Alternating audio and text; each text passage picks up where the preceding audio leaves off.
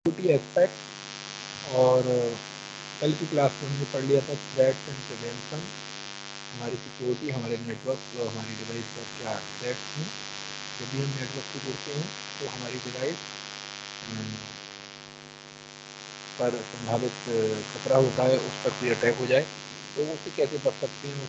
उसके बाद हमने देखा था मैलिशियस सॉफ्टवेयर कौन कौन से होते हैं, एंटीवायरस, स्पैम और ट्रोजन हॉर्स,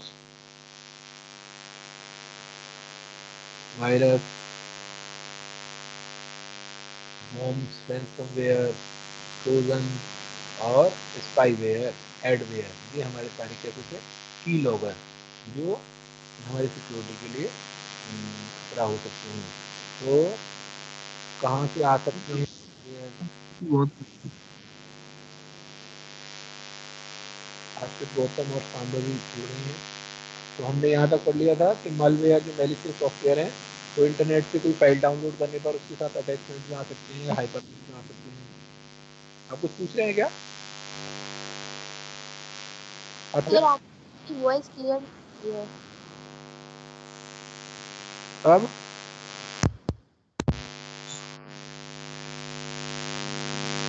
ठीक है।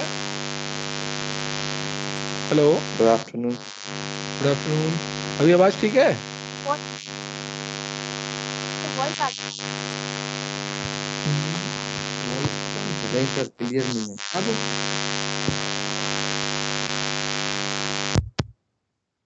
अभी कैसी आवाज़ आ रही है? तो अब सही आ रही है सर, वो उस प्लग की वजह से सर नहीं आ रही थी, वो हेडफोन की वजह से। ठीक। तो हमने देखा कल मैलिशियस सॉफ्टवेयर कौन कौन से होते हैं, एक बार जल्दी से रिवाइज कर लेते हैं जो बच्चे बाद में जुड़े हैं। तो ऐसी सॉफ्टवेयर की कोड जो मेलाफाइड इंटेंशन के साथ बनाया जाता है वो मैलिशियस सॉफ्टवेयर होता है। तो उसमें वायरस है, वायरस किसी कंप्यूटर में नेटवर्क से आ सकता है या किसी कंप्यूटर, कोई कंप्यूटर इन्फेक्ट हो गया है किसी वायरस से और उसके थ्रू पेन ड्राइव के थ्रू दूसरे सिस्टम में चला गया है। तो जैसे ही सिस्टम कोई यूजर दूसरे सिस्टम पर उस फाइल पर क्लिक करता है तो उसके साथ उसका जो सॉफ्टवेयर है, वायरस सॉफ्टवेयर भी इंस्टॉल हो जाता है उस सिस्टम में। तो लेकिन वो अपने आप से एक्टिवेट नहीं होता जब तक उस पर क्लिक नहीं करेंगे। दूसरी तरफ का वायरस वायरस वॉर्म्स वॉर्म्स क्या करते हैं, अपने आप को रेप्लिकेट करते रहते हैं अपने आप से ही, तो वो मेमोरी का साइज ऑक्यूपाई कर लेते हैं। रैनसमवेयर एक ऐसा मैलिशियस सॉफ्टवेयर है जो आपके सिस्टम की एक्सेस को लेकर फिर उस पूरी एक्सेस को वापस देने के लिए पैसे की डिमांड करते हैं या रैंसम की डिमांड करते हैं, या आपकी सिस्टम से पर्सनल इंफॉर्मेशन लीक करने के बाद उसको शोषण करने की धमकी देते हैं, उसके एवज में पैसे मांगते हैं। तो रैंसमवेयर मैलिशियस सॉफ्टवेयर होता है। नेक्स्ट है ट्रोजन। ट्रोजन का मतलब क्या है? पहले कहानी सुनाई थी ट्रॉय की कहानी, जिसमें सेना को घोड़े में बैठा के, लकड़ी के घोड़े में बैठा के गिफ्ट कर देते हैं किसी दूसरे राजा को। तो ट्रोजन का मतलब क्या हुआ? मतलब ऐसा सॉफ्टवेयर जो लगता तो यूजफुल है लेकिन उसके अंदर से कोई गेम्स का सॉफ्टवेयर डाउनलोड किया तो यूजफुल लग रहा है उसको, हमने जैसे इंस्टॉल करेंगे तो उसके साथ वो वायरस भी इंस्टॉल हो जाएगा, है ना, तो कोड भी इंस्टॉल हो जाएगा। स्पाईवेयर जासूसी करने वाला मैलिशियस सॉफ्टवेयर है। जैसे कि Red hat, पेगासस है। क्या पूछ रहे हैं सर? पीगासस। एक मिनट, आपकी आवाज नहीं आ रही प्रॉपर।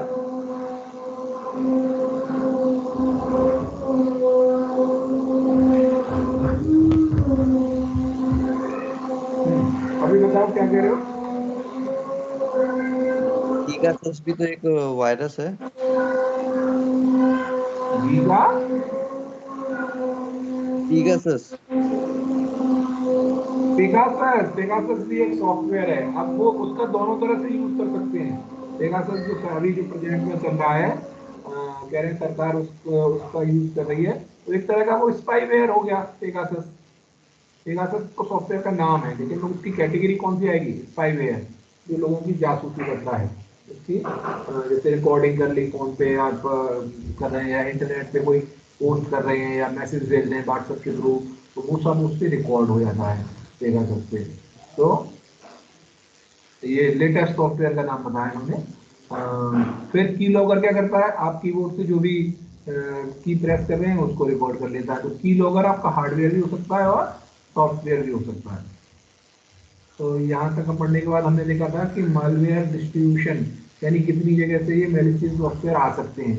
इंटरनेट से आ सकते हैं, स्पैम ईमेल में आ सकते हैं, removable storage devices like external hard disk है, पेन ड्राइव है, मेमोरी कार्ड है, इन सब चीज़ों से आ सकते हैं, नेटवर्क के थ्रू भी आ सकते हैं। तो आज हम पढ़ेंगे कॉम्बैटिंग मालवेयर, कैसे इन मैलिशियस सॉफ्टवेयर से लड़ाई लड़ें, कैसे इनसे बचाव करें।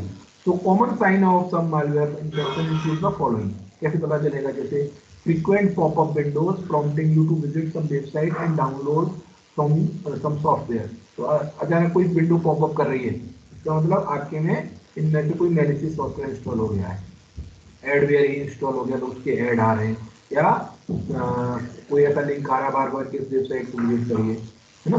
तो ये एक संकेत है कि आपके सिस्टम में इन मैलिशियस सॉफ्टवेयर से कोई आ चुका है। Changes to the default home page of your web browser, web browser का जो होम पेज है वो चेंज हो रहा है। Mass email being Saint from your email account, यानी आपके ईमेल से बहुत बड़ी संख्या में मेल भेजे जाते हैं किसी को, सेंट में देखते हैं बहुत सारे मेल आ रहे हैं, इसका मतलब तब भी आपके सिस्टम को इन्फेक्ट कर दिया है। Unusually slow computer with frequent crashes, आपका सिस्टम बहुत स्लो हो जाता है या कभी कभी अपने आप ही स्टार्ट हो जाता है। अननोन प्रोग्राम से start up as you turn on your computer, कोई आपने प्रोग्राम इंस्टॉल नहीं किए, ऐसे प्रोग्राम अपने आप स्टार्ट हो जाते हैं। Program opening and closing automatically, sudden lack of storage space, आपकी हार्ड डिस्क अचानक से मैसेज आ गया कि हार्ड डिस्क कर रही है, random messages sound music start to appear, और प्रोग्राम और फाइल्स अपीयर और डिसअपीयर विदाउट योर नॉलेज। अगर ऐसा हो रहा है तो इसका मतलब आपका सिस्टम इन्फेक्ट हो चुका है।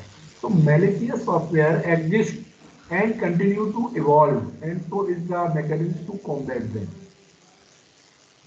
मैलिशियस सॉफ्टवेयर होते हैं और लगातार बनाए जा रहे हैं, तो हमारा जो तरीका है उनसे लड़ने का वो भी लगातार हमें बदलना पड़ेगा। As the saying goes, prevention is better than cure, जैसे कहा गया है कि सुरक्षा इलाज से बचाव ही इलाज से बेहतर है।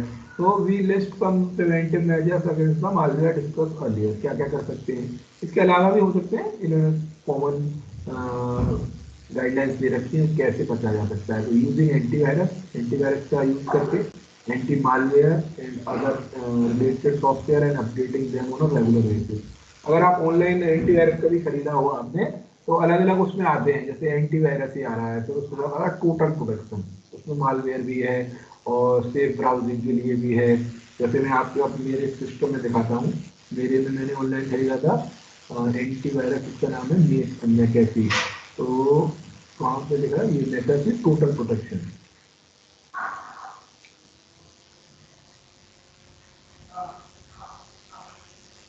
तो ये टोटल प्रोटेक्शन है, यानी इंटरनेट से या किसी एक्सटर्नल डिवाइस को इंस्टॉल करें। एंटीवायरस है, आईडी प्रोटेक्शन है, आपकी ट्रैकर रिमूवर है, प्रोटेक्ट योर डिवाइसेस और दूसरी डिवाइस को भी कर सकता है। ब्राउजर सिक्योरिटी, यानी आप जो वेबसाइट ब्राउज करते हैं तब भी ये सिंबल दे देता है, एक मैसेज देता है कि आपकी ये website protect your identity from theft and fraud. तो इसमें कंप्लीट प्रोटेक्शन है, यानी जितनी तरह के ये हो सकते हैं मालवेयर उन सबसे प्रोटेक्ट करता है।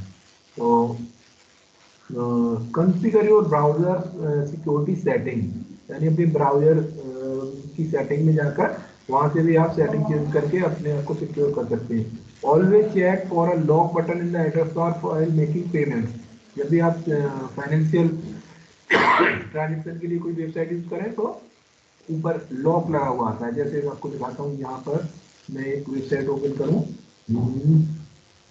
SBI ऑनलाइन SBI, ये है, जैसे आप देख रहे हैं स्टेट बैंक ऑफ इंडिया की साइट है ये। आपने यहाँ पे देखो केवल लिखा है onlinesbi.com, लेकिन जैसे इस पर क्लिक करेंगे और इसका एड्रेस कॉपी करके देखें हम, तो उसमें आ रहा होगा, जैसे देखो अभी आपको पेस्ट करके दिखाता हूँ, तो उसका जो पूरा एड्रेस आएगा उसमें HTTPS लगा हुआ है। और वो एक चीज आपको दिख रहा है यहाँ पर, ये लॉक लगा हुआ है। लॉक लगा है इसका मतलब सिक्योर वेबसाइट है, दिख रहा है लॉक। सिक्योर कनेक्शन है सर। ये पैडलॉक उसको बोलते हैं कि लॉक लगाए, यानी ये सिक्योरिटी फीचर्स को फॉलो करती है वेबसाइट। देखिए अब मैं इस URL को पेस्ट कर रहा हूँ, तो HTTPS यहाँ लिखा आ गया, जबकि ये लिखता नहीं है, उसको इनविजिबल कर हाइड कर देते हैं वो। तो HTTPS onlinespa.com, कोई भी फाइनेंशियल वेबसाइट जब आप विजिट करें तो इस एस को और उस लॉग को देख लें, चेक कर लें उसको। नेक्स्ट है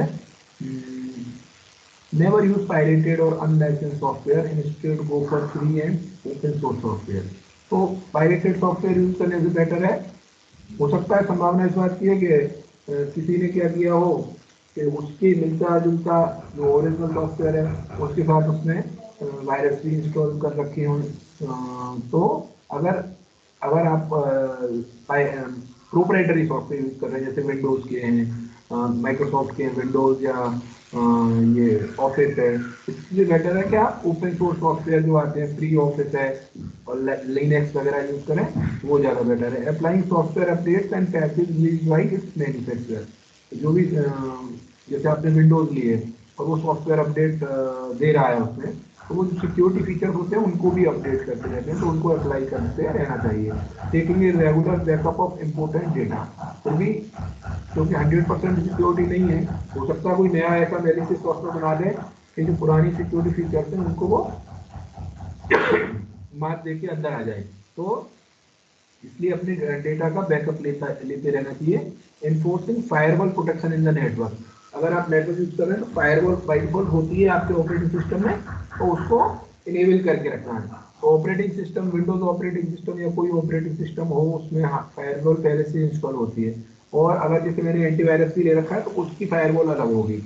तो फायरवॉल क्या है, एक ऐसा हार्डवेयर की फायरवॉल होती है, लेकिन सॉफ्टवेयर जब फायरवॉल की बात करते हैं तो एक ऐसी दीवार है जिसमें आग लगी हुई है, यानी कि अनऑथराइज एक्सेस बिना फायरवॉल के नहीं हो पाएगा। उसके अंदर कोई भी डेटा पैकेट ट्रेवल करता है तो फायरवॉल से होके आएगा, तो वो चेक कर लेगा उसको वहीं पर। और जो पुरानी जितने टाइप के पहले से डिफाइंड है इस तरह जो मैलिशियस सॉफ्टवेयर हो सकते हैं उनको तो वो रोक ही लेगा firewall.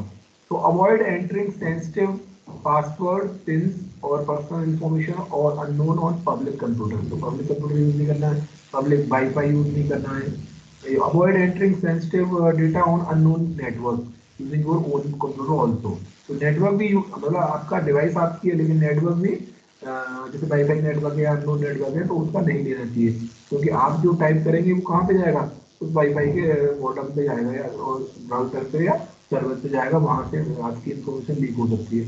Avoid clicking on link और downloading attachment from unsolicited email, अगर अनजान व्यक्ति से ईमेल से कोई लिंक आ रहा है या कोई फाइल आ रही है तो उसको क्लिक नहीं करना चाहिए। Scan any removable device with an antivirus software before transferring data to and from it, अगर पेन ड्राइव में आप कॉपी डेटा डाल रहे हैं या वहां से डेटा कॉपी कर रहे हैं तो पहले उसको एंटीवायरस से स्कैन कर लें। Never share your online account और banking password with anyone. Remove all the programs that you don't recognise from your system, अगर आपके सिस्टम में आप जाएंगे कंट्रोल पैनल में, वहाँ से देखेंगे रिमूव प्रोग्राम और ऐड प्रोग्राम, तो वहाँ देखिए जो आपने इंस्टॉल करे हैं सॉफ्टवेयर वही हैं, कोई इसके अलावा तो कोई प्रोग्राम नहीं है। अगर ऐसे हैं तो उनको हटा देना चाहिए। Do not install any anti spyware और antivirus presented to you in a popup और ऐड, कोई ऐड आता है इंटरनेट पे कि ये फ्री का एंटीवायरस है या फ्री एंटी स्पाईवेयर है, तो उसको इंस्टॉल नहीं करना चाहिए। Use the pop-up Windows X icon located on the top right of the pop-up to close and add instead of clicking on the close button। उनकी जो क्लोज बटन आ रही है उनके पॉपअप में उस पर क्लिक नहीं करना चाहिए, जो ऊपर बाय डिफॉल्ट ये X बन के आता है इस पर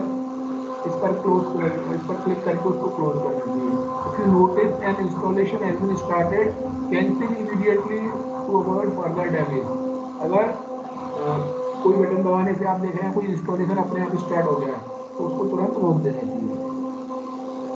ये कुछ ऐसे तरीके थे जिनसे हम बच सकते हैं, लेकिन 100% गारंटी नहीं है कि आप बच ही जाएंगे। तो नेक्स्ट है आपका एंटीवायरस। एंटीवायरस वो सॉफ्टवेयर है जो हमारे मैलिशियस सॉफ्टवेयर को आइडेंटिफाई करके हमारे सिस्टम को डैमेज होने से रोकता है। तो antivirus is a software also known as anti malware. Initially, antivirus software was developed to detect and remove viruses only, and hence the name antivirus. तो शुरू में जब ये बना था तब वायरस को ढूंढना और रिमूव करना इसका काम था, इसीलिए इसका नाम एंटीवायरस पड़ गया है। बाकी तो एंटी वॉर्म्स भी हो सकता था, एंटी रैंसमवेयर भी हो सकता था, एंटी एडवेयर भी हो सकता था। तो एंटीवायरस ही क्यों हुआ? तो उसकी शुरुआत जब हुई थी तो वायरस को ढूंढने और हटाने के लिए ही हुई थी। However, with the time it has evolved। जैसे एंटीबॉडीज होता है, क्या बताया आपने? एंटीबॉडीज। हाँ, कितने अच्छे एग्जांपल दे रहे हो का अभिषेक। क्या नाम है आपका? हर्षित बोले? नहीं सर, हर्षित? अभिषेक जैन। अभिषेक जैन।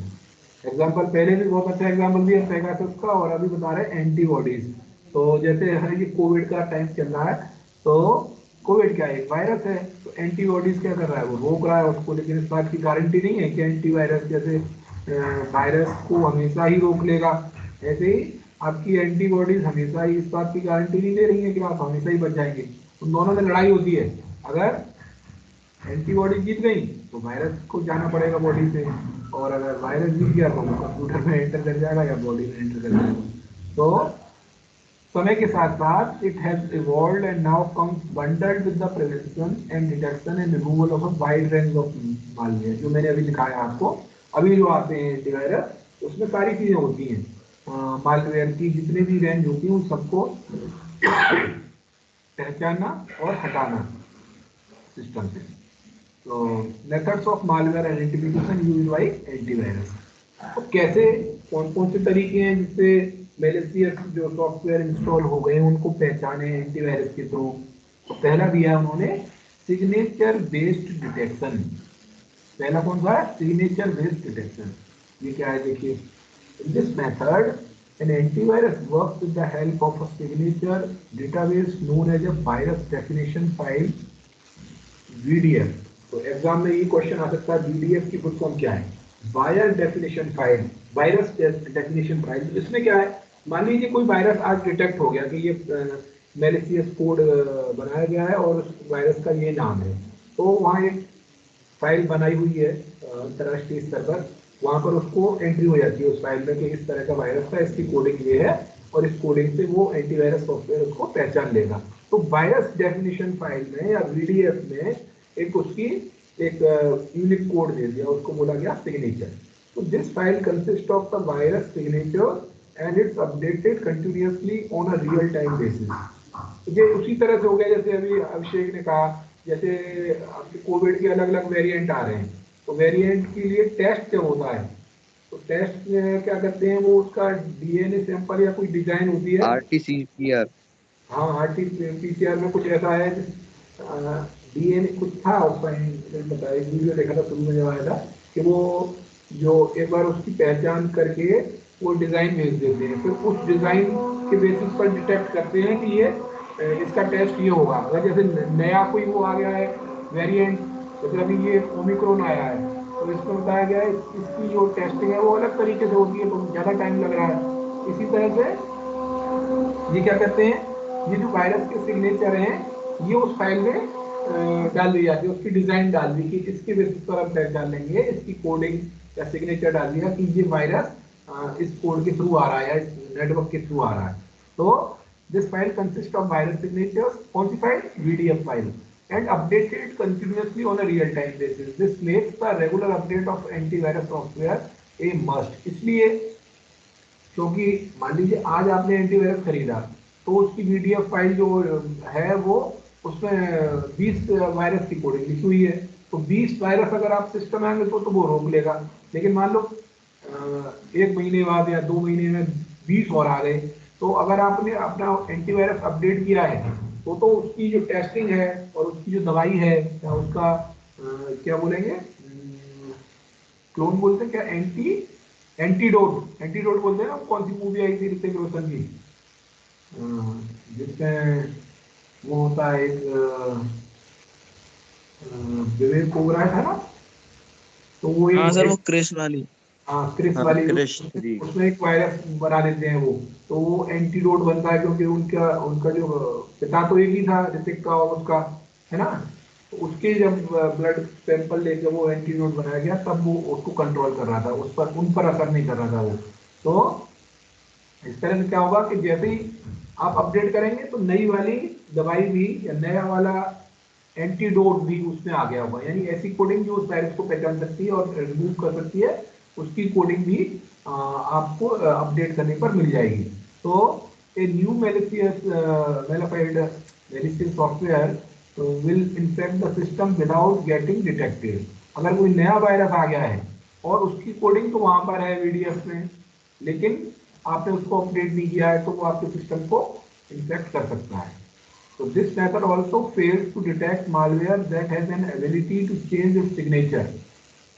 देखो यहाँ पर क्या करते हैं, जो वायरस बनाने वाले लोग हैं वो भी तो ऐसे ही कंप्यूटर के विद्वान है, वो भी जानते हैं कैसे कोडिंग कैसे हमें किसी सिस्टम में एंटर करना है। तो ऐसे वायरस भी हैं वो क्या करते हैं उस सिग्नेचर चेंज कर लेते हैं। This method also fails to detect the malware that has an ability to change the signature. Signature बोलते हैं polymorphic and the malware that has some portion of its code encrypted. तो कुछ अब actual code जो था तो उन्होंने क्या किया, कोड तो वही रहा लेकिन उसको इनक्रिप्ट कर दिया।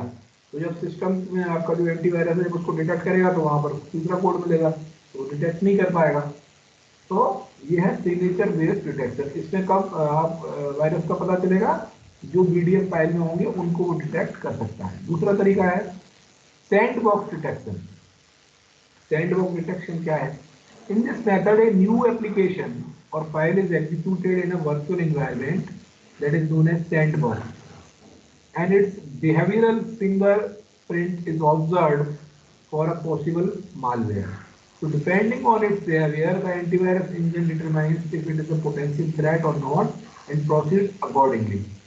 इसमें क्या करते हैं, जो वायरस आया है उसको हम एक वर्चुअल इन्वायरमेंट में, है ना, एक ऐसा सिस्टम जैसा इन्वायरमेंट ऑनलाइन क्रिएट कर लिया या एक हमने अलग से सिस्टम ले लिया उसको चेक करने के लिए, उस पर चेक करते हैं और उसके बाद देखते हैं कि अगर ये अपना पूरा उसका कोड एग्जीक्यूट होता है तो क्या क्या नुकसान कर सकता है, कैसे ये सिस्टम को नुकसान पहुंचा रहा है।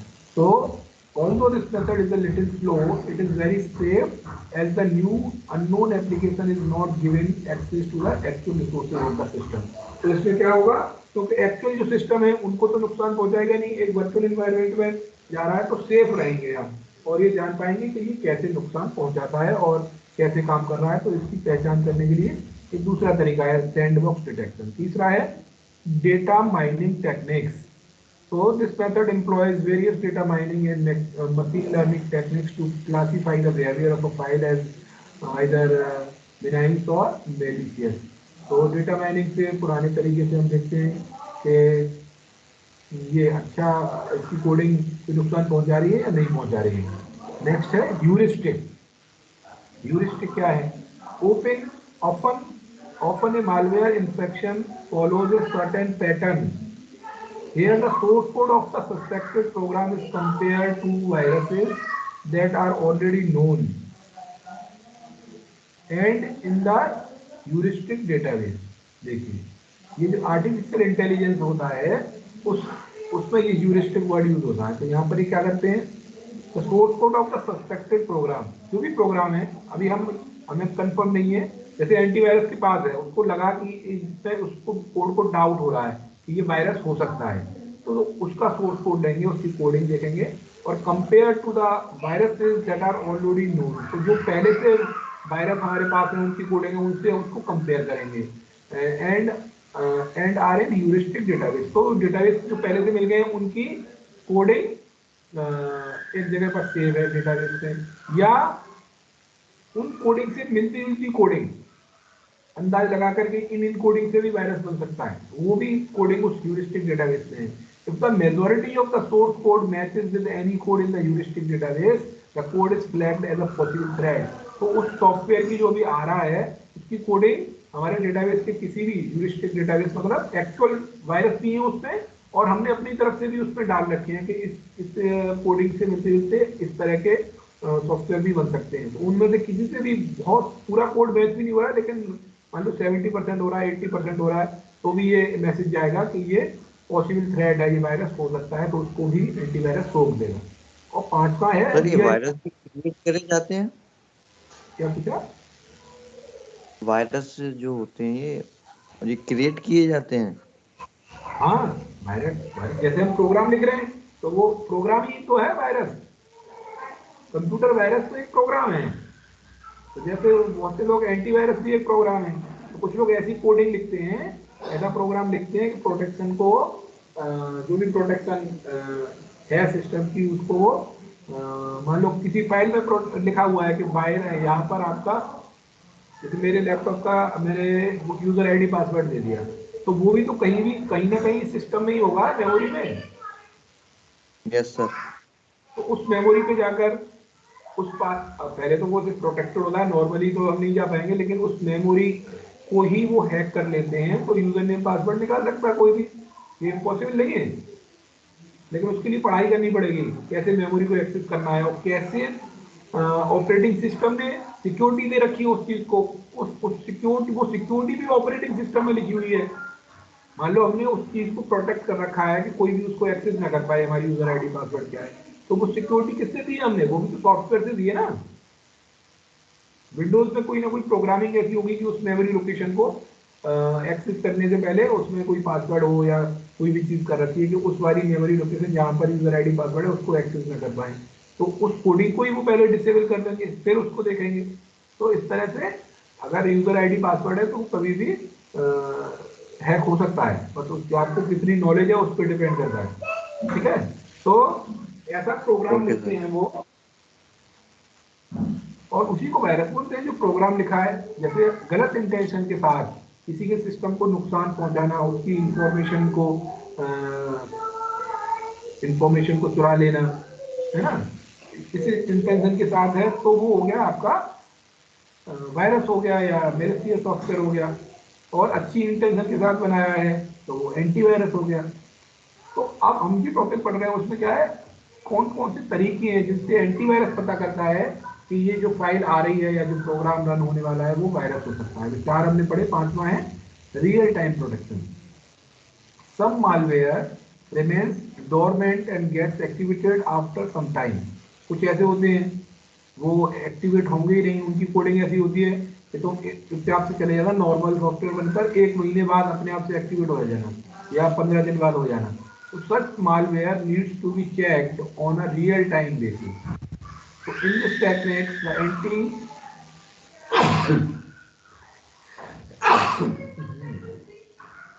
In this technique, the anti-malware software keeps running in the background and observes the behavior of an application or file for any suspicious activity while it is being executed. तो क्या होता है, ये जो नए वाले जो एंटीवायरस हैं, एंटी मालवेयर है, वो हर समय देखते रहते हैं कि कोई सॉफ्टवेयर कहीं चेंज तो नहीं कर रहा है, अनयूजुअल चेंज होता है तो वो उसको डिटेक्ट कर पाते हैं। तो when it resides in the active memory of the computer, जब भी वो एग्जीक्यूट हो रहा होगा, कोई भी प्रोग्राम एग्जीक्यूट होगा तो उसको रैम में आना पड़ेगा। तो वो एंटीवायरस हमेशा किसमें चेक करता है, जो भी एक्टिविटी हो रही है रैम के अंदर उनको चेक करता रहता है।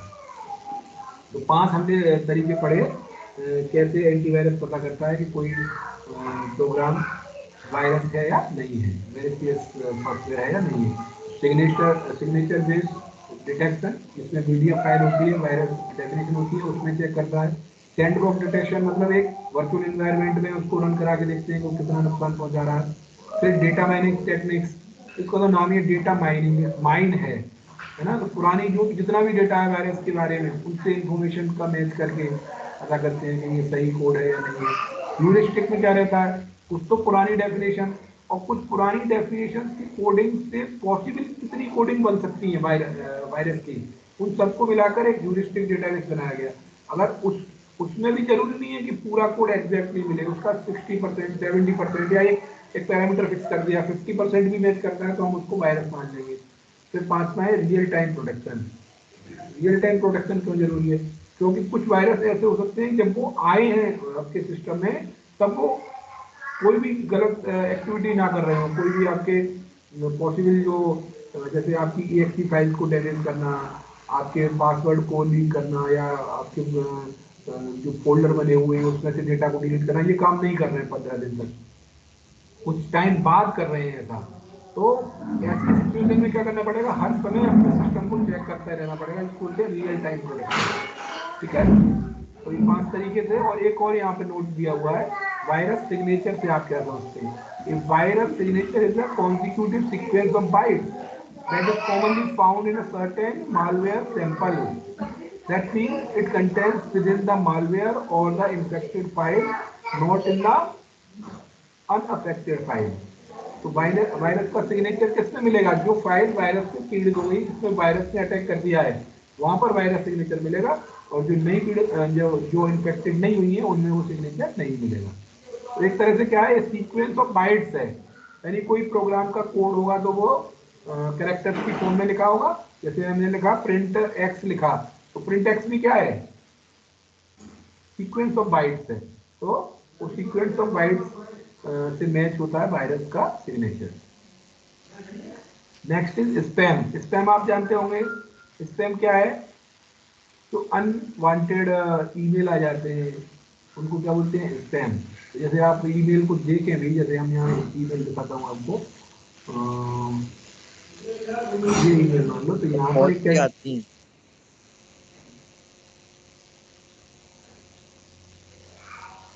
यहाँ पे आप देख रहे हैं ड्राफ्ट, इस तरफ पे हिंदी में लिखा हुआ है, स्पैम भी होगा ज्यादा मोर। तो स्पैम, स्पैम में यहाँ रहता है ईमेल में, आपने चेक किया हो तो सभी मेल, और ये स्पैम। तो क्योंकि ये नया ईमेल बनाया है मैंने, इसलिए यहाँ पर कोई ईमेल स्पैम है नहीं अभी। पुराने जो ईमेल बने होते हैं वहां पे स्पैम में बहुत सारे ईमेल पड़े रहते हैं, है ना। तो स्पैम क्या है, spam is a broad term and applies to the various digital platform like messaging, forums, chatting, emailing, advertisement, etc. However, the widely recognized form is email spam.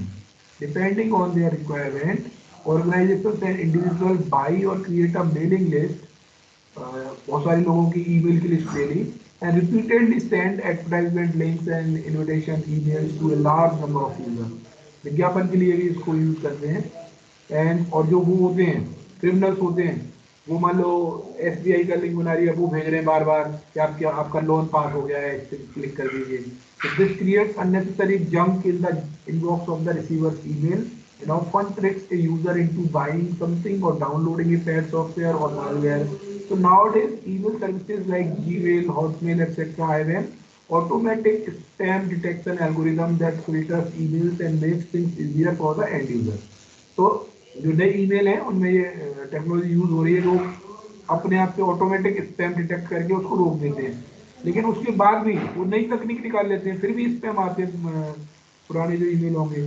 तो a user can also mark an undetected unsolicited email as spam. हम भी जैसे कोई unknown जगह से email आ रहा है तो उसको राइट क्लिक करके उसको स्पैम बना देते हैं। तो इसका मतलब ये अब दोबारा कोई मेल आएगा तो उसको वो नहीं लेगा। तो thereby ensuring that such type of email is not delivered into the inbox as normal email in the future. तो आपके इनबॉक्स में नहीं आएगा। तो इसका क्या होगा, जैसे यहाँ पर ईमेल अलग से पोर्शन बना दिया उन्होंने। अगर कोई ईमेल आता है और उनको लगता है कि ये स्पैम है, तो वो अपने आप से स्पैम में भेजते हैं, आपके इनबॉक्स में नहीं भेजेंगे। ठीक है। नेक्स्ट टॉपिक है हमारा HTTP एंड HTTP। अभी देखा था हमने, एक नॉर्मल हाइपरटेक्स्ट ट्रांसफर प्रोटोकॉल है और एक में सिक्योरिटी फीचर्स लगे हुए हैं। ठीक है, तो ये HTTP और HTTPS फायरवॉल और टाइप्स ऑफ फायरवॉल, ये अगली क्लास में पढ़ेंगे। या आज की क्लास में कोई डाउट है? अभिषेक, हर्षित, साम्भवी?